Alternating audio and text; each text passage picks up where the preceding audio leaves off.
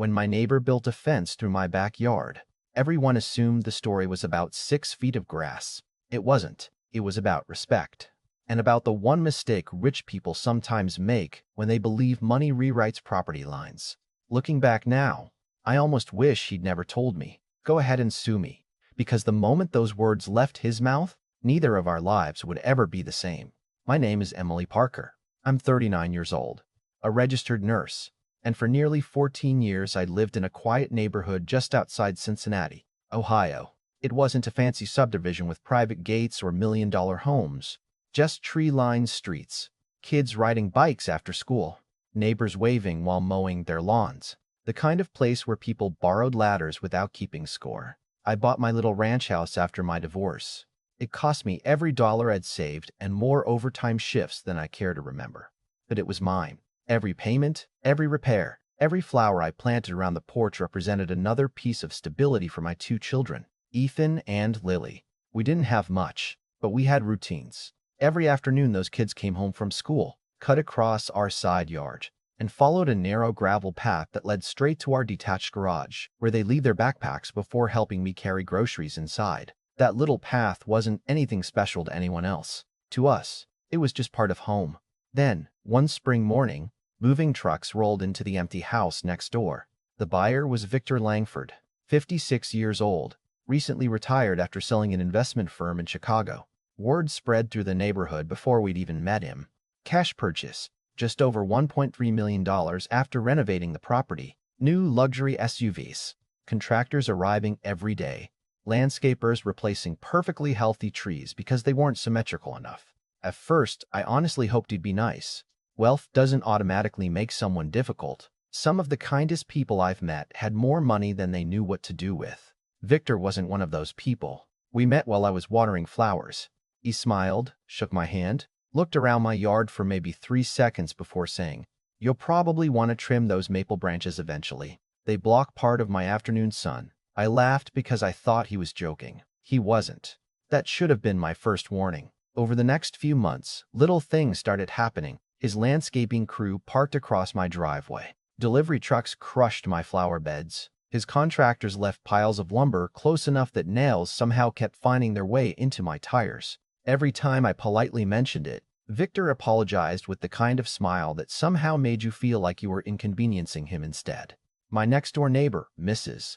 Dawson, who'd lived there almost 30 years, leaned over her fence one afternoon and quietly said, "Honey, don't expect that man to hear the word no." I smiled politely, but I didn't think much of it. People exaggerate about neighbors all the time. Then October arrived. I came home after a 12-hour hospital shift just as the sun was setting. There were trucks parked next door again, only this time something looked wrong immediately. I couldn't quite place it until Ethan came running across the lawn wearing muddy sneakers. "Mom," he shouted. "They blocked our shortcut." My stomach dropped. I walked toward the property line and just stood there. An 8-foot cedar privacy fence stretched across what had always been our open side yard, except it didn't stop at Victor's property. It continued well past the survey marker I'd remembered seeing years earlier. My children's path had disappeared behind fresh wooden panels. 6 feet of my yard, gone beneath a brand-new fence. I climbed over a stack of lumber and found the foreman packing tools into his truck. "Excuse me," I asked as calmly as I could. "Did someone check the property survey before building this?" He glanced toward Victor, who was standing on his new patio sipping coffee like he was watching television. "You'll have to ask the homeowner." Victor slowly walked over, hands tucked comfortably into his jacket pockets. "Beautiful, isn't it?" he said proudly. "Actually," I answered, "it's on my property." He looked at me for a long second before chuckling. "No, it isn't." "I'm pretty sure it is." "Pretty sure isn't the same as being right." I took a deep breath. "Can we just look at the survey together?" He smiled again, but this time there wasn't even a hint of friendliness left. "Emily, I've spent more on this fence than your house is probably worth. My contractors know exactly where they built it." I felt my face getting warm. "My kids use that path every day." He shrugged. "Kids adapt." That sentence bothered me more than the fence itself. Kids adapt, as though my children were simply obstacles to work around. Over the next 2 weeks, I knocked on his door 4 separate times. Every conversation ended exactly the same way, calmly, politely, completely ignored. Finally, on the 4th visit, I asked one last time. Victor, please, let's solve this before it gets ugly. He folded his arms, leaned against his doorway and smiled with absolute confidence. If you think you're right, sue me. I've got attorneys who bill more in an hour than you probably make in a week. Then he closed the door. Standing there on his front porch, I realized something strange. I wasn't angry anymore. I was curious. Because people who are truly right usually don't rush to tell you how expensive their lawyers are. And that quiet feeling in the back of my mind told me I needed to start looking much closer at every inch of both our properties. The next morning, after dropping Ethan and Lily off at school, I climbed into my old Honda instead of driving to the hospital. I called in and traded shifts with another nurse, something I almost never did because overtime paid the bills. But something about Victor's confidence kept bothering me. It wasn't just arrogance, it was certainty. The kind of certainty people have when they've never been told they're wrong. I drove downtown to the county recorder's office, pulled my original closing documents from 14 years earlier, then requested every recorded survey, easement, plat map, and deed connected to both properties. The clerk smiled and asked if I was buying land. I laughed and said, "No, I think somebody accidentally bought the wrong attitude." She chuckled, but 3 hours later neither of us was laughing. My original survey matched exactly what I remembered. The fence crossed 6 feet onto my parcel. Not approximately, not maybe, exactly.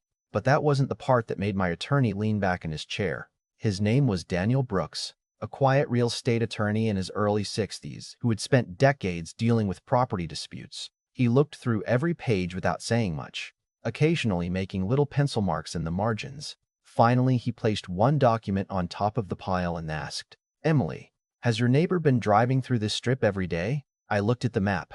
It showed a narrow 12-foot lane running beside my garage before connecting to Victor's detached garage behind his house. "Of course," I answered. "That's his driveway." Daniel slowly shook his head. "No, it's not." I stared at him, waiting for the joke. He rotated the survey toward me and traced a finger across the page. "The pavement exists, yes, but ownership and pavement aren't the same thing. Whoever developed these homes decades ago poured one continuous drive before the lots were split. When the subdivision was replatted years later, 12 feet of that lane remained entirely inside your parcel." I blinked. "There has to be an easement." "I thought so too." He opened another file. "There isn't." "How is that possible?" "Sometimes old developers make mistakes.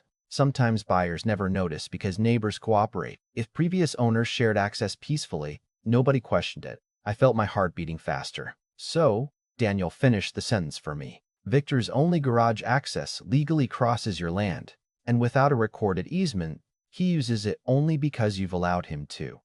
For several seconds, neither of us spoke. Every conversation with Victor replayed inside my head.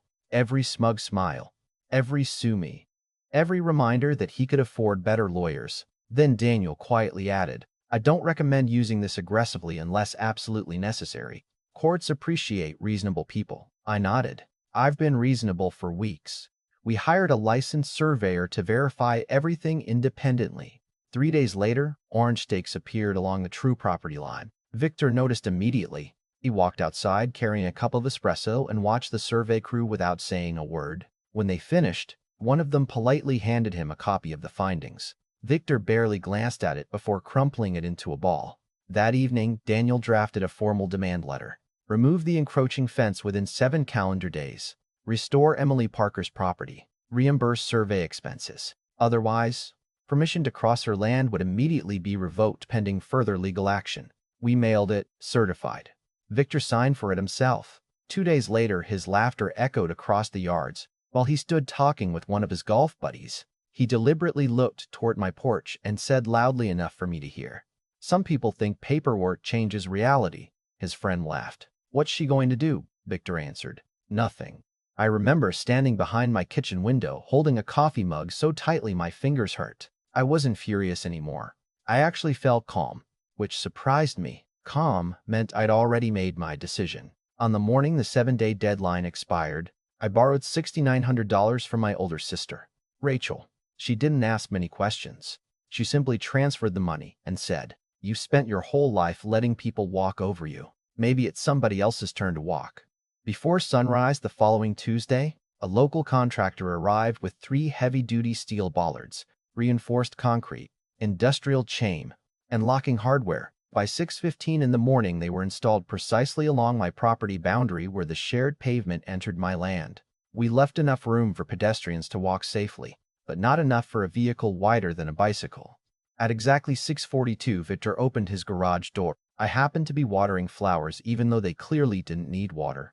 His first Tesla rolled forward about 6 feet before stopping inches from the steel posts. He backed up, tried again, got out, walked forward, stared, then looked directly at me. "Emily," he yelled. I smiled politely. "Morning. Move these." "I can't. You put them here. I placed them on my property." His face turned bright red. "You're blocking my driveway." "No," I answered. "I'm protecting mine." He marched across the lawn until he reached the chain. "This is illegal. Actually, according to the survey, this is my land. I've used this drive since I bought the house." "Yes," I nodded. "Because I allowed it." "You're serious? You told me to sue you." This seemed faster. His expression changed from anger to disbelief. It was almost fascinating watching confidence drain from someone's face in real time. He pulled out his phone and immediately called someone.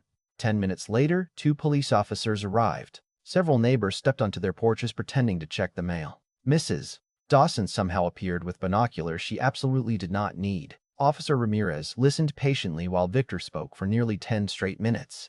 Trespassing, harassment, illegal obstruction, retaliation, criminal interference. Every accusation came out faster than the one before. Finally, the officer asked me for my documents. I handed him the surveys, deed, an attorney's letter neatly organized inside a blue binder. He spent several quiet minutes reading before calling his partner over. They compared maps, walked the property, measured stake locations. Then Officer Ramirez approached Victor. "Sir, according to county records, the barrier is entirely on Ms. Parker's property." Victor pointed wildly toward his garage. "How am I supposed to get my cars out?" The officer shrugged slightly. "That's a civil matter. She can't just trap my vehicles." "Sir, she didn't move your vehicles into the garage." One of the neighbors accidentally laughed loud enough for everyone to hear. Victor glared at all of us before storming back inside his house. By lunchtime, the entire neighborhood knew what had happened. By evening, somebody had posted drone photos in the local community Facebook group showing the fence cutting across my yard and the blocked driveway beside it. The comments exploded. People who had never spoken to me before were suddenly sharing stories about Victor yelling at dog walkers, reporting children's basketball hoops, complaining about holiday decorations, even threatening elderly neighbors over leaves blowing into his yard. It turned out I wasn't the only person he tried to intimidate. On day 3, both of Victor's Teslas remained imprisoned inside the garage while he parked his luxury SUV on the street. The city issued him a parking citation because overnight street parking required permits in our neighborhood. On day 5, he received another ticket. Every afternoon, I'd arrive home from the hospital to find him pacing back and forth while talking into his phone. His attorney eventually sent Daniel a cease and desist letter demanding immediate restoration of driveway access. Daniel smiled after reading it. "They're bluffing." "How can you tell?" I asked. "Because if they actually believed they were right, they'd already be in court." His response landed 2 days later. 4 pages. Every property record attached. Every survey certified. Every photograph dated. The closing paragraph simply stated that Victor had knowingly continued trespassing after receiving written notice, and that any future damages would strengthen our claim rather than weaken it. The silence that followed was louder than any argument we'd had so far. For the first time since this all started, Victor stopped making threats. And that's when someone I never expected knocked on my front door. Her name was Caroline, Victor's wife, and the look on her face told me everything before she even said a word. When I opened the front door and saw Caroline standing there, I almost didn't recognize her. Every time I'd seen her before, she was perfectly dressed, hair done, smiling politely beside Victor as if nothing in the world ever went wrong. That afternoon, her eyes were swollen, her makeup had started to run, and she held both hands together like she was trying to stop them from shaking. Before I could say anything, she quietly asked, "Can we talk?" I invited her onto the porch instead of inside, not because I disliked her, but because after everything that had happened, I had learned to keep clear boundaries. She looked toward the steel bollards blocking the driveway, let out a tired sigh, and finally said, "I'm sorry." I didn't answer right away. She continued, "I told him not to build that fence. I told him to check the survey again. He wouldn't listen." Victor has spent his entire career believing that if he argued long enough or paid enough money, eventually everyone else would give up. There was no anger in her voice anymore, just exhaustion. I asked her one question. Did he know the fence crossed onto my property? She hesitated just long enough to answer without words. I think he convinced himself it didn't matter. That sentence stayed with me. Not that it wasn't true, that it didn't matter. We talked for almost 20 minutes. She apologized for the inconvenience, for the stress my children had gone through, even for the ugly things Victor had said. Before leaving, she quietly whispered, "I don't think he knows how to lose." I watched her walk back across the lawn and realized this situation had probably been following her much longer than it had followed me. 2 days later, my phone rang. Victor's name appeared on the screen. His voice sounded completely different. Gone was the confidence. Gone was the sarcasm. "Emily," he said quietly, "what will it take to end this?" I looked out the kitchen window where Ethan and Lily were playing catch in the backyard, exactly where they'd been forced to stop playing months earlier because of that fence. "First," I answered, "you remove every section of the fence that's on my land. Done. Second, you pay my legal expenses and survey costs." He paused only a second. "Fine.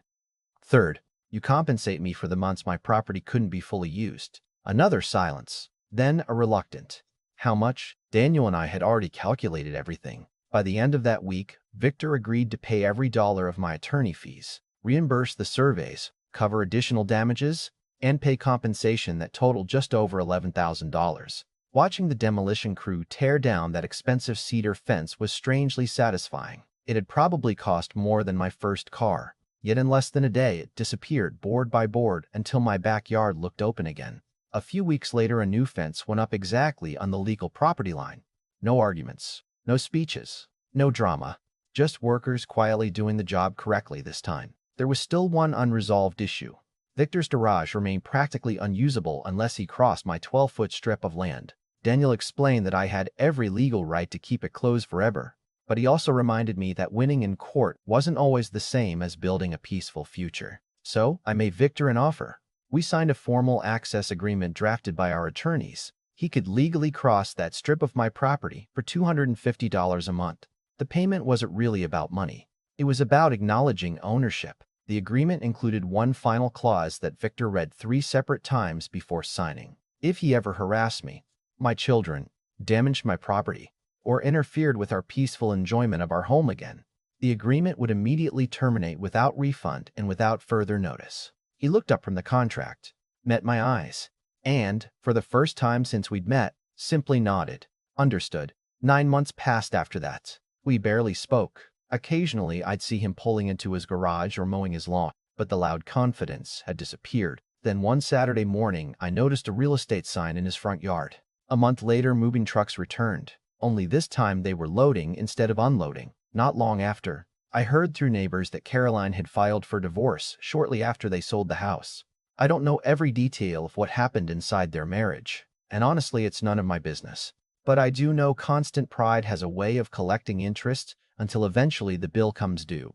The family who bought the house after Victor couldn't have been more different. On their first weekend, they walked over carrying a plate of homemade chocolate chip cookies. Their little daughter immediately joined Ethan and Lily drawing chalk pictures on the driveway, and before long it felt like the neighborhood I remembered had quietly returned. Sometimes people ask if I enjoyed beating Victor. The truth is, I don't think I beat him at all. The county records did that. The property survey did that. His own decisions did that. All I did was stop apologizing for protecting something that already belonged to my family. If there's one thing this experience taught me, it's that kindness should never be mistaken for weakness. Most decent people choose peace because it's easier, not because they're incapable of standing their ground. But once someone mistakes patience for surrender, they may discover they've picked a fight with the one person holding the only leverage that actually matters. Even now, I still wonder what would have happened if Victor had simply accepted my first polite request and moved the fence 6 feet. We probably would have become friendly neighbors. Instead, his need to win cost him thousands of dollars, his reputation, his home, and perhaps much more than anyone outside that marriage will ever know. So now, I want to hear from you. Was I justified in blocking access to land that legally belonged to me? Or should I have found another way to handle it? If you were in my position, would you have reopened the driveway at all? Or kept it closed permanently? Share your thoughts in the comments because these situations rarely have simple answers. And if you've ever had a nightmare neighbor who thought money or intimidation put them above everyone else, tell us your story too. Your experience might inspire the next story we bring to this channel.